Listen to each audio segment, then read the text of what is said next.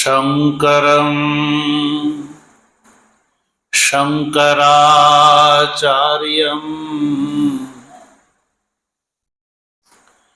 केशवं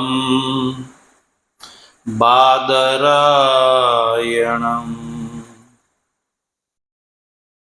सूत्रभाष्य कृतौ वन्दे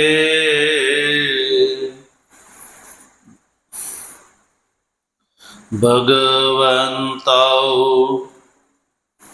पुनः पुनः। ईश्वरो गुरुरात्मेति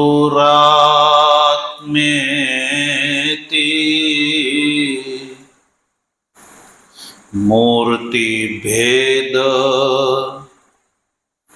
विभागिने व्योमवत् व्याप्तदेहाय दक्षिणामूर्तये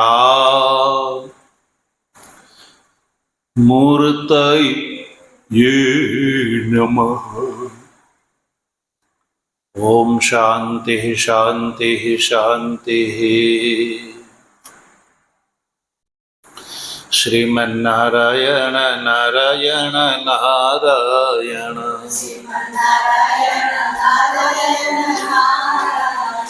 श्रीमन्नारायण नारायण नारायण,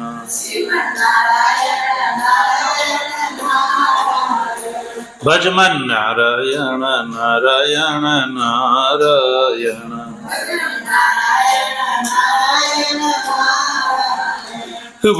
नारायण नारायण नारायण,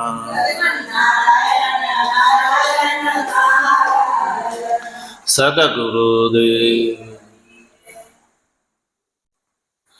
तत्व जिज्ञासु सज्जनों, ભગવાનની પરમાનુકંપાથી પવિત્ર ચાતુર્માસ અંતર્ગત એમાંય શ્રાવણ માસ દરમિયાન આખો દિવસ સવારે સાંજે રાત્રે સત્સંગમાં વીતી રહ્યો છે કે નહીં બોલો? તો સવારે સાંજે અને અત્યારે રાત્રે આપણે રાત્રિ સત્રનો વિચાર કરી રહ્યા છીએ અને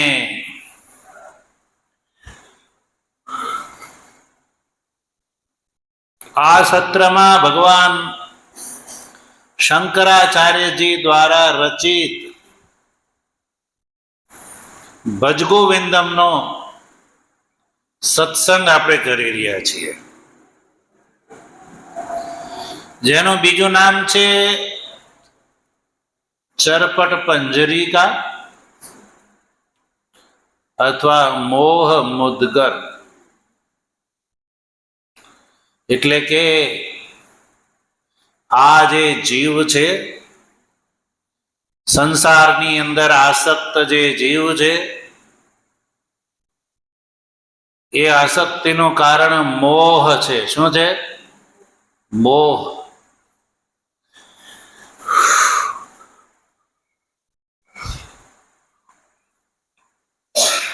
જીવ ભગવાનમાં નહીં લાગવાનું કારણ શું છે? મોટામાં મોટો અંતરાય શું છે? મોહ છે. તો આ મોહ રૂપી જે ઘડાને ફોડવા માટે ભગવાન શંકરાચાર્યજી આ હથોડો આપે છે. શું આપે છે? આ હથોડો છે. મોહ રૂપી ઘડાને ફોડવામાં આ જે સ્તોત્ર છે, ભજગોવિંદમ સ્તોત્ર છે, એ હથોડા સમાન છે. જો મનુષ્ય આ સ્તોત્રનો વિચાર કરે, સાંભળે ને, તો એનો મોહરૂપી ઘડો તત્ક્ષણ ફૂટી જાય છે. અને મોહ હટી જાય એટલે જે હોય એ દેખાવા લાગે.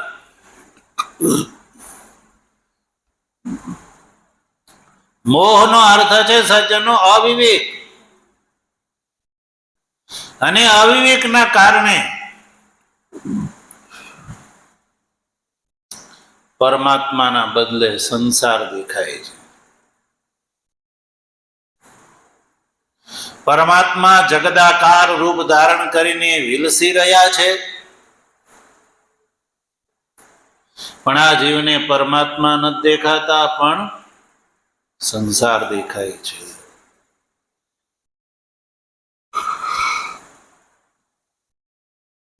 એ એવી રીતે સમજો કે સોનીને સોનું દેખાય છે, પણ જે સામાન્ય મનુષ્ય છે એને હાર, વેદ, મીટી, કટક ને કુંડળ દેખાય છે. તો હાચું શું બોલો? હાર, વેદ, વીટી, કટક, કુંડળ હાચા કે સોનું હાચું? હાર, વેદ, મીટીમાંથી સોનું કાઢી લેવામાં આવે તો કોઈ ઘરેણા રે ખરા? મારું. તો એનાથી એ નક્કી થાય છે કે જે સોનું છે ને એને જ ઘરેણાનું રૂપ ધારણ કર્યો છે. કટક કુંડલાદિની અલગથી કોઈ એની સત્તા નથી. તો આ મોહ જ્યારે દૂર થાય ને ત્યારે આ વાત સમજાય છે. મોહ દશામાં આ વાત સમજાતી નથી.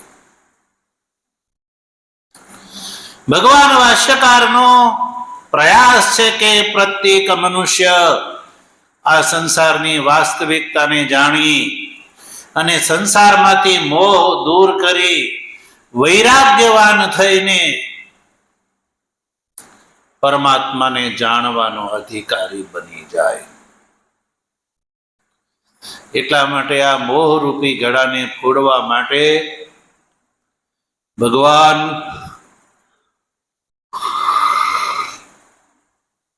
શંકરાચાર્યજી આપણને હથોડો આપે છે. હથોડો આપીને કહે છે ફોડી નાખો આ મોહરૂપી ઘડાને,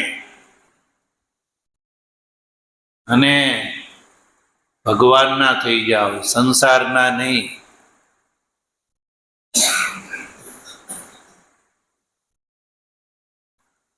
આપણે કોના છીએ ને ક્યાંના છીએ બોલો? ભગવાનમાંથી આવ્યા ને ભગવાનના છીએ. પણ તમને કોઈ પૂછે ને તો તમે તરત કહેશો કે અમે તો અમારા ગામથી આવ્યા ને અમુક હમણાં આનંદ તેના કહેશો. તો ઘણા લોકો અમને પૂછે એમ કે તમે ક્યાંના, એમ કે અમને એમ કે તમે ક્યાંના, અમને એમ કે, કારણ કે અભ્યાસ એ હોય. તો પછી અમે શું કે અમે ભગવાનના. તો બધા કોના છે? ભગવાનના છે. રેલવેમાં તેમ જતા હોત તરત ઓળખાણ કરે તેમ ક્યાંના, તો તમે કહેશો કે ભાઈ અમુક અમુક ગામના, પણ ભગવાનના એમ કહેશો. તો આપણે સંસારના થવો છે પણ ભગવાનના નથી થવું. એ અવિવેકનું ફળ છે. શેનું ફળ છે સજ્જનો? અવિવેકનું ફળ છે. એટલે ભગવાન શંકરાચાર્યજી ચાહે છે કે મનુષ્યનો આ મોહરૂપી અવિવેક ફૂટે, એને માટે આ હથોડો પ્રદાન કરે છે.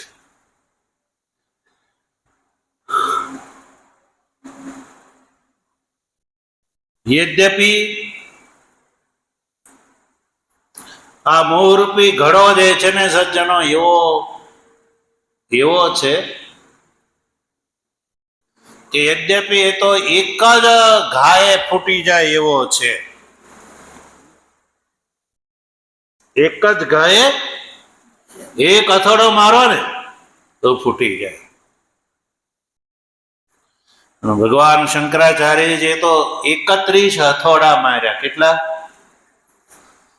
આપણે તો અહીંયા ખાલી આપણે 31 નથી ગ્રહણ કરતા, આપણે તો 18 નો જ સંગ્રહ છે. કેટલાનો? 18. કારણ કે એવું કહેવાય છે કે ભગવાન ભાષ્યકાર તો સૌથી પહેલા એક શ્લોક ની રચના કરી ભજગોવિંદમની, અને પછી બીજા એ સિવાયના 12 શ્લોકોની રચના કરી, જેને દ્વાદશ પંજરિકા કહેવામાં આવે છે. દ્વાદશ પંજરિકા.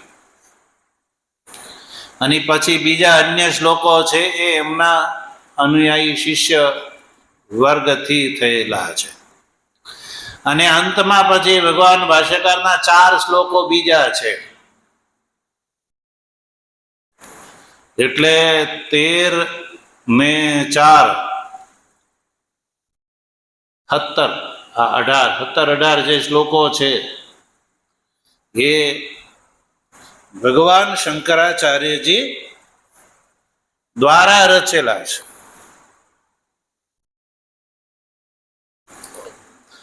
હવે એક એક શ્લોક છે એ એક એક હથોડા સમાન છે. તો 2 શ્લોકનો આપણે વિચાર કરી ચૂક્યા. ત્રીજો શ્લોક એટલે ત્રીજો હથોડો સમજો. ત્રીજો હથોડાનો ઘા શું કે છે? જો ઉચ્ચારણ કરો. બાલસ્તાવત ક્રીડાસક્ત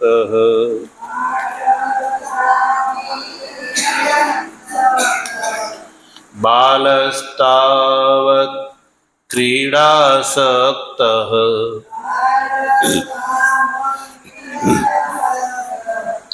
તરુણસ્તાવત તરુણીરક્ત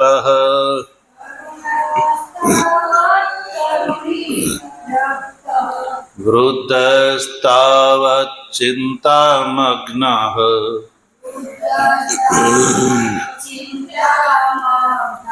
પરે બ્રહ્મણી કોપી ન લગ્નઃ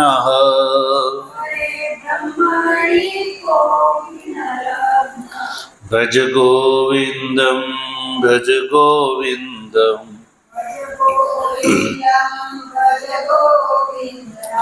ગોવિંદમ ભજ મૂઢમતે.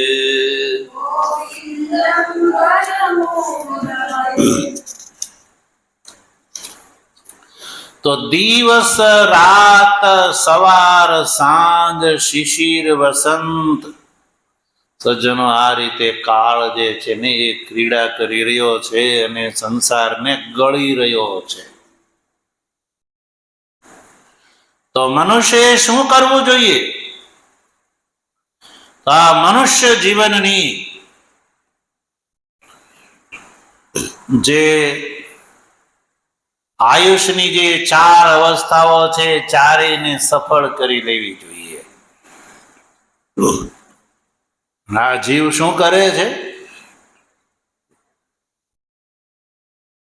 મનુષ્ય શરીરમાં કરવા યોગ્ય કાર્ય જે છે છોડીને બીજું કરે છે.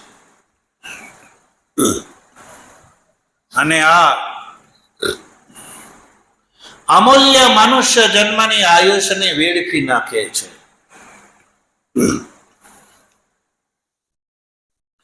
જો જીવનની સૌથી પહેલી અવસ્થા છે બાલ્યાવસ્થા, પછી છે યુવાવસ્થા,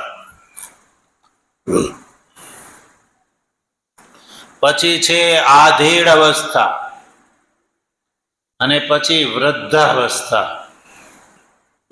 આમ આપણા જીવનની અલગ અલગ અવસ્થાઓ છે. એમાં સૌથી પહેલી બાલ્યાવસ્થા છે. સજ્જન, બાલ્યાવસ્થામાં જીવ શું કરે છે? તો કહ્યું બાલસ્તાવત ક્રીડાસક્ત. બાળક હોય ત્યારે ક્રીડામાં સક્ત થાય છે, એટલે ખેલવા કૂદવામાં બાલ્યાવસ્થા ગુમાવી દે છે. આજે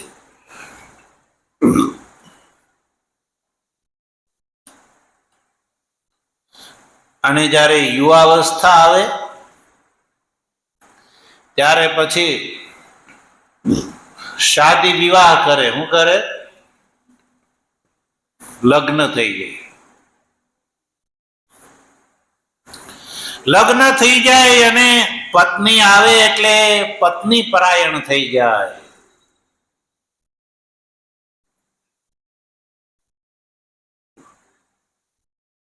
પછી કહે છે કે હવે ફરવા જવું છે. શું કહે છે?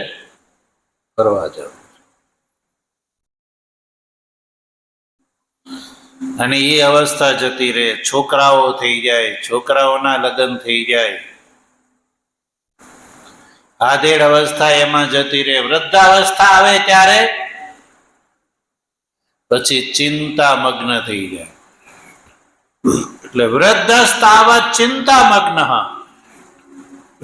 તરુણ તાવત તરુણી રક્ત.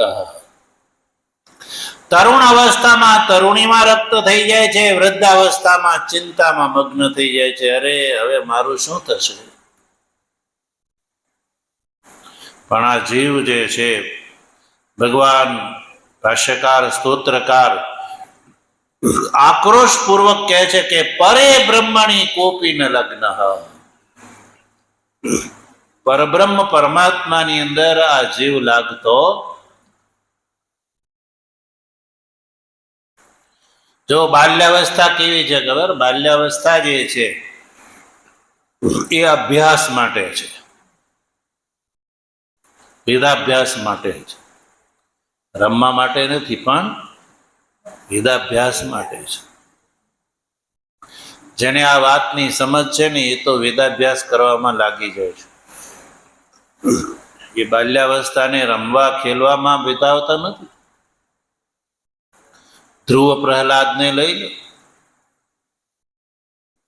બાલ્યાવસ્થામાં જ ભગવાનમાં લાગી ગયા હતા કે નહીં? બોલો. તો એને એવું વિચાર કર્યો કે નહીં, બાલ્યાવસ્થા છે, થોડું રમી લઈએ, પછી યુવાવસ્થા આવે ને ત્યારે ભગવાનનું નામ લઈશું. એવું એ લોકોએ વિચાર્યું. કારણ કે એ વાત તો આપણે પહેલા જાણી ચૂક્યા કે કાળ જે છે ને એ તો ગમે ત્યારે આવે. એ કાંઈ એવો નથી વિચારતો કે હજી આ બાળક છે એટલે એની બોચે ન પકડાય, એવું એ વિચારતો. કાળ જેવો સંસારમાં બીજો કોઈ નિર્દય નહીં. એ કોઈની ઉપર દયા રાખતો નથી. તો ધ્રુવજી બાલ્યાવસ્થામાં તપ કર્યું અને ધ્રુવ પદ પ્રાપ્ત કરી લીધું. ધ્રુવને આપ્યું વિચળ રાજ, પોતાનો કરે સ્થાપ્યો રે. તો ધ્રુવે બાલ્યાવસ્થામાં તપ કર્યું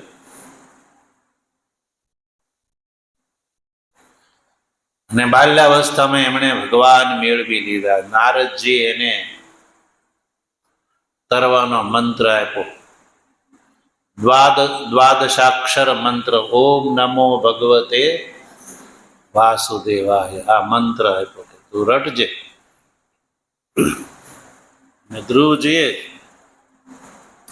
એ મંત્ર જપ્યો ને ભગવાન એના ઉપર પ્રસન્ન થયા છે. જો ભગવાન કેવા છે, ભલે આપણે માનો કે ભગવાનના વિષયમાં નિશ્ચય કરવો હોય ને તો આવા ભક્તોએ કરેલી સ્તુતિ ઉપરથી આપણે ભગવાનના સ્વરૂપનો નિશ્ચય કરી શકીએ. કે જે ધ્રુવ, પ્રહલાદ, સુખદેવ વગેરે, ઋષભદેવ, ભરત વગેરે જે ભાગવતમાં જે રાજાઓ મહાપુરુષોની કથા આવે છે ને એમાં એ લોકોએ કરેલી જે સ્તુતિ છે ને એ સ્તુતિના શબ્દો વિચારવા જેવા હોય છે.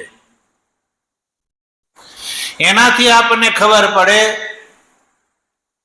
કે ભગવાન કેવા છે. કોઈ પદાર્થના વિષયમાં આપણે કોઈ પૃચ્છા કરવી હોય આપણે એ વિષયમાં ન જાણતા હોય તો આપણે એના વિશેષજ્ઞ પાસે જવું પડે. કોની પાસે?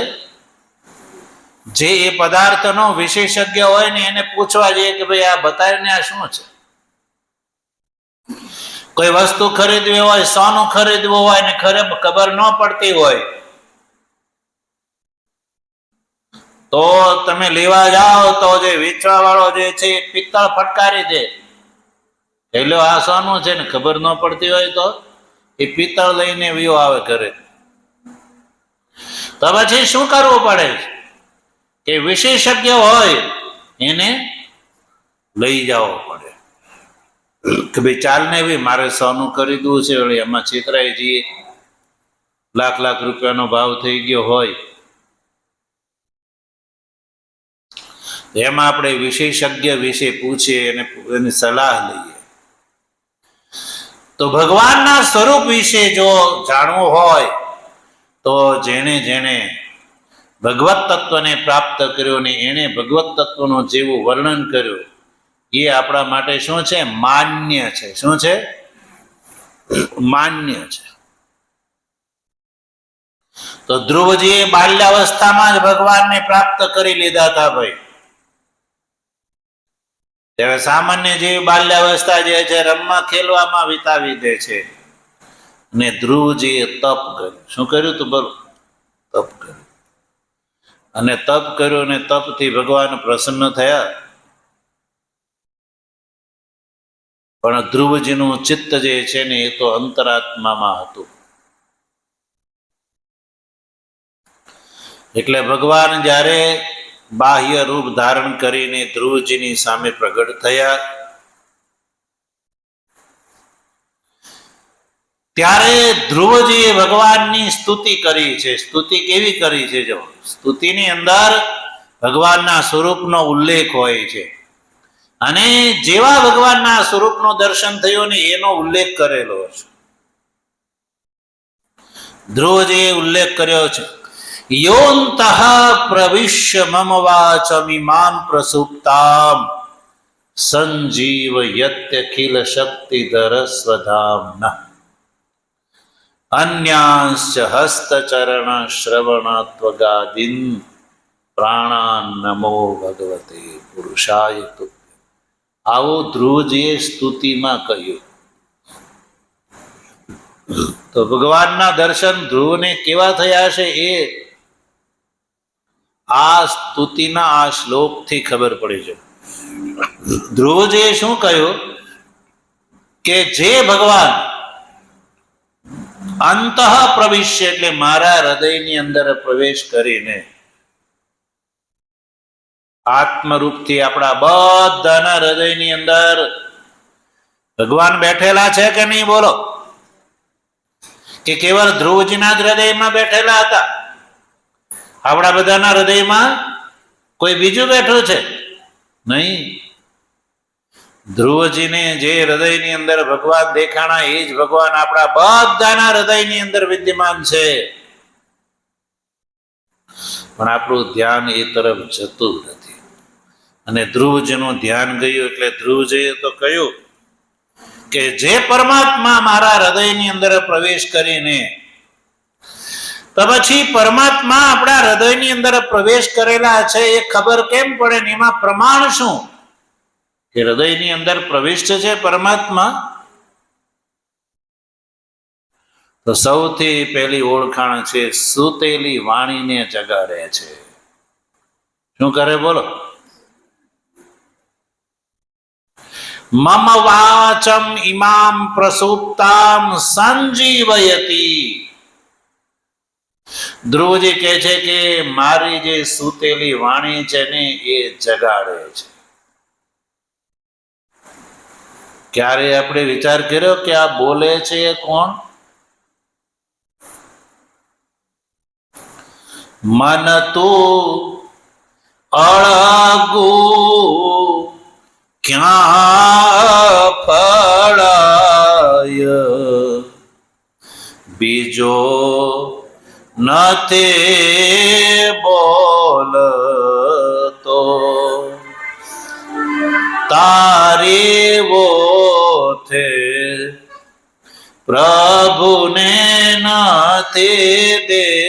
દેખતો,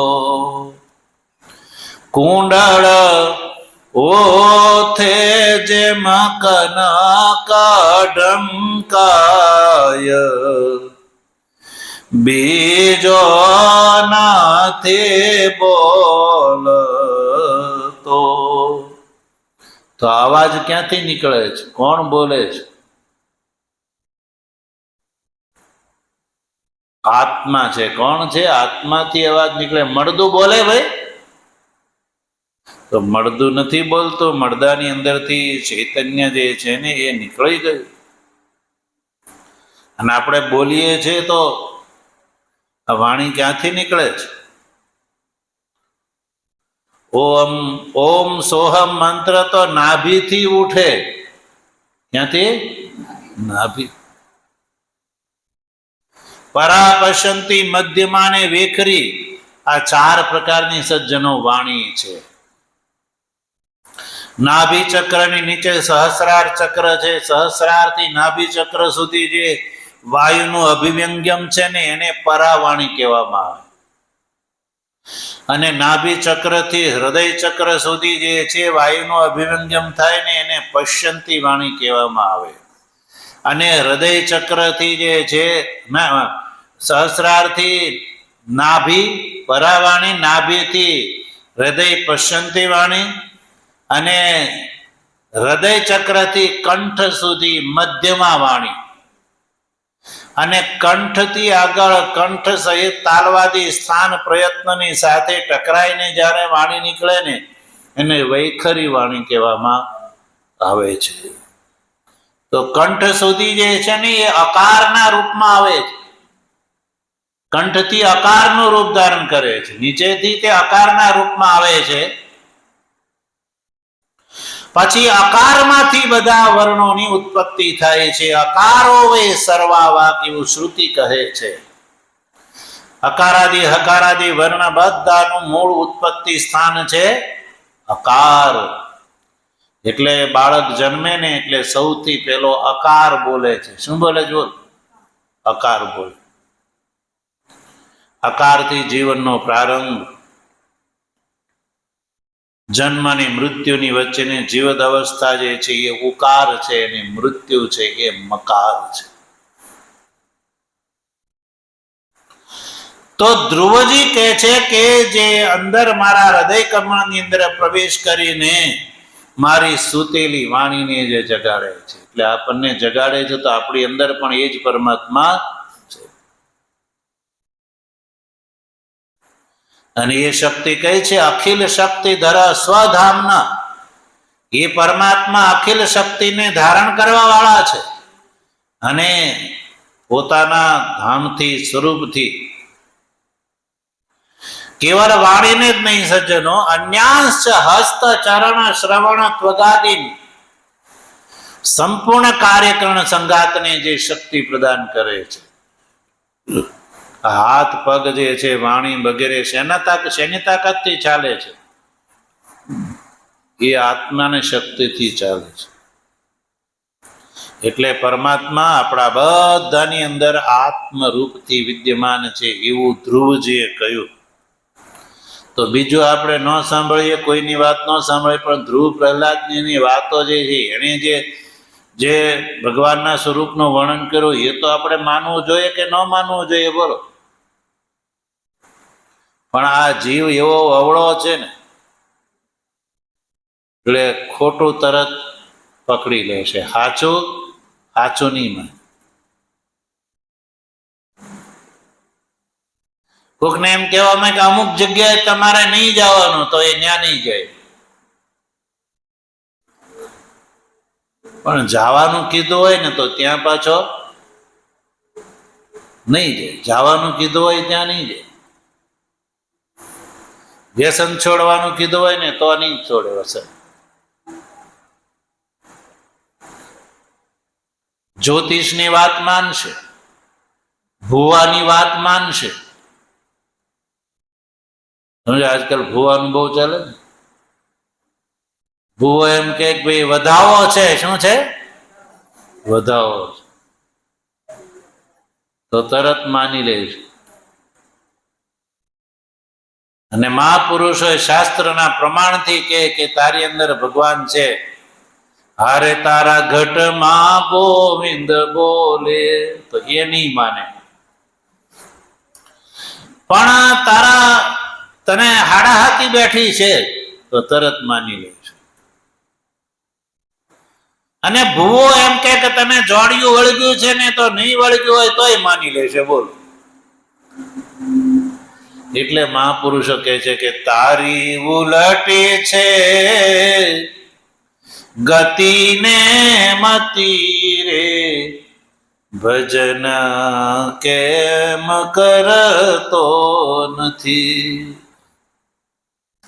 તો આ જે ભૂવાની વાત તરત માની લે છે. અને આજકાલ જે છે એ વાસ્તુશાસ્ત્રનો એકડોય નથી જાણતા હોતા એવા લેભાગુ ઠગ ને ધૂર્ત એમ કે તમારા પહેલા ખૂણામાં બાથરૂમ છે ને, એક ખૂણામાં એટલે તમને આ વાંધો છે, બાથરૂમ ફેરવી નાખો. તો એ સવારે મિસ્ત્રી લાવીને બાથરૂમ તોડાવી નાખશે. પણ મહાપુરુષ એમ કે ભાઈ આ તારા શરીરની અંદર આ કેન્સર થયું છે તો આ વ્યસન છોડી દે. તો કે ના હોય એ વાત કરતા જે નડે છે ને એ નથી કાઢવું, અને જે નડે છે એમાં કોઈ પ્રમાણ નથી. સવારમાં મિસ્ત્રીને બોલાવી અને હથોડેથી એ બાથરૂમ તોડાવી નાખશે. બોલો આમાં આને ક્યાં પોગે? ભગવાનની પોગે? તો પાછો બીજો આવીને એમ કે તમારું આ રસોડો છે ને એ ગલત દિશામાં છે એમ. તો ત્રીજો આવીને એમ કે તમારે પાણીયારું ફેરવવું પડશે. હો, આ પાણીયારું છે ને તમારે આ પનોતી છે એટલે પાણીયારું ફેરવી નાખ. ચોથો પાછો આવીને એમ કે તમારા ગેટની દિશા ફેરવી પડશે. આ તમારો દરવાજો ખોટી દિશામાં છે. બોલો, તરત જ તે મિસ્ત્રીને બોલાવશે કે આ દરવાજો આલો બદલાઈ નાખો, કઢાઈ નાખો. પણ તારી અંદર આ વેમનું ભૂત પેઠેલું છે એને તું કાઢ એટલે બધું નીકળી જશે. પણ એ કાઢવું હવે આમાં ભગવાન ક્યાંથી રાજી થાય? મહાપુરુષોની વાત નથી માનવી. અને આવા ભૂવા જાગડિયા ધતિંગ કરે, ઢોંગ કરે ને તો એની વાતને ત્યાં લાંબો થઈ ગઈ. ને ભગવાન છે તો કે એ તો બધે હોય જ તે કે બધે માનવા થોડા, બાવા લોકો બધું આપણે કે જ કરે. બાવાનું કામ કહેવાનું જ ને. અને ડોક્ટર એમ કે તમારે બીપી વધી ગયું છે, હાલો ડાયાબિટીસ વધી ગયું, ગોળી લેવી પડશે. નહીં માનો તો હાર્ટ એટેક આવશે. પણ મહાપુરુષો એમ કે